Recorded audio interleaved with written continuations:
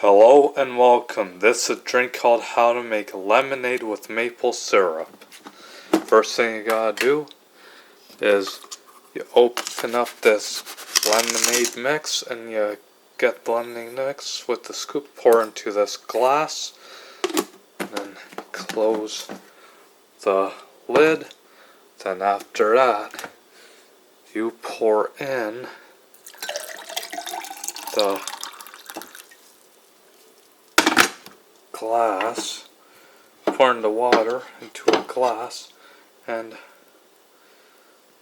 get the maple syrup, and then it's enough of that. Then after that, fill the rest with water.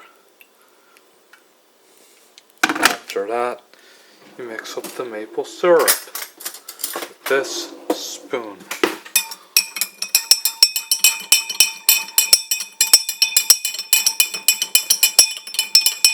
I'll stir it up, make it dilute.